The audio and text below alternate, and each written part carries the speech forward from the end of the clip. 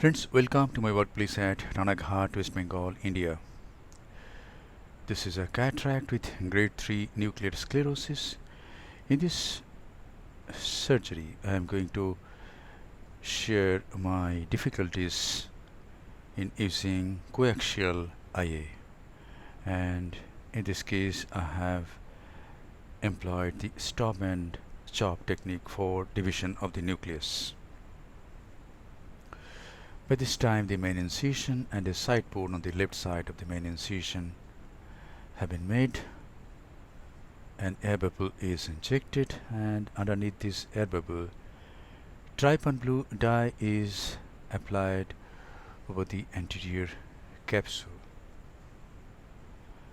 and now the dye is washed out. This is a bit of adrenaline. The patient is constantly moving his eye. The dye is washed out. 2% hydroxypropyl methyl cellulose is then injected into the anterior chamber. Here it goes. This is the most economical viscoelastic substance available in our country, India. And now this is capsulorhexis. I am using Utrita forceps to do this. Care is being taken to make the rhexis of about 5.5 millimeter, and this is an adequate sized rhexis. Now hydrodissection is done. BSS is injected just under the anterior capsular rim. Hydrodelineation also occurred in this case. Now visco is again injected, and now is the time to go into the eye with the phaco tip. The machine being used is Ocular Cataract 3. The phaco needle goes with its bevel down, some superficial cortical lens matter is removed, and then the handpiece is turned to make the bevel up.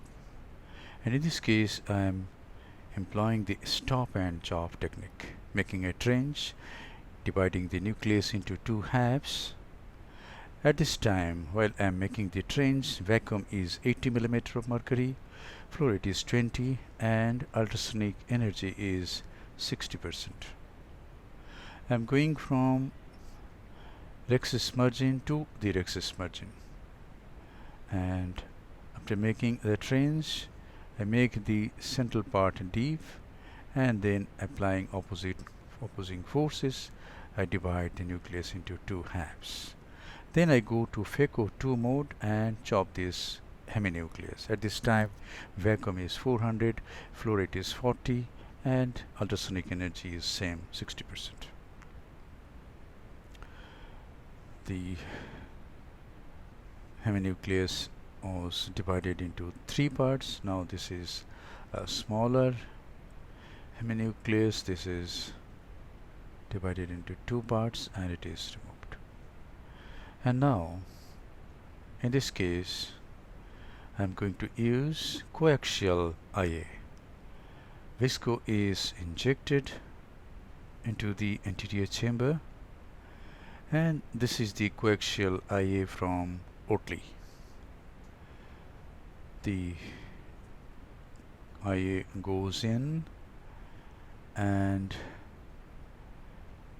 all the cortex comes very fast and very easily, but I am going to have some problem for a small speck of cortex in the sub-incisional area. Yes, this area this cortex is going to give me some trouble. I inject visco and then take the hydro cannula and just irrigate some BSS over this cortical matter sticking to the posterior capsule. The cortex didn't move, so I'm trying to remove this with the help of this 23G Simcoe. A portion of it came out.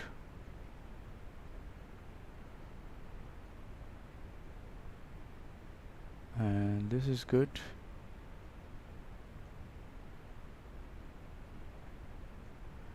And this subincisional speck of cortex is not coming. I tried for few seconds and found that it is not coming. So I thought of trying again after implanting the intraocular lens. And here is the implantation of the intraocular lens. I enlarged the main wound little bit, 0.2 millimeter or so, and implant the intraocular lens in the capsular bag. This is a single piece monofocal hydrophilic acrylic intraocular lens. And now with the irrigating probe itself, I dial the lens and I find that at this time the cortex has become loose and it is tending to come out.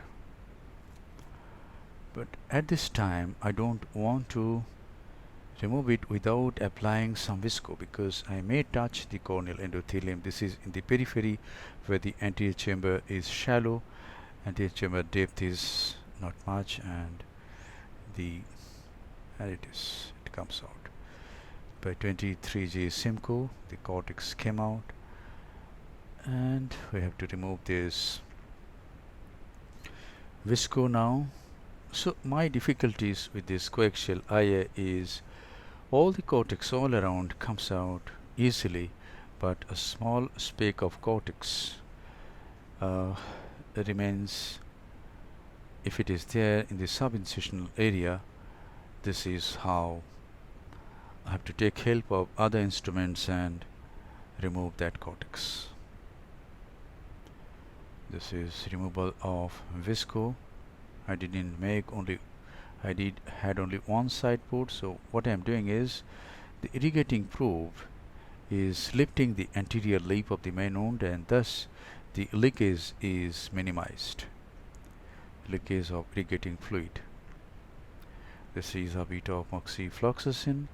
Now the side port is closed. Corneal stroma on either side of this stab incision is hydrated, and this stab wound gets closed. So we are towards the end of the surgery. This is removal of visco from the corneal endothelium, and this can only the Simcoe can do this very well.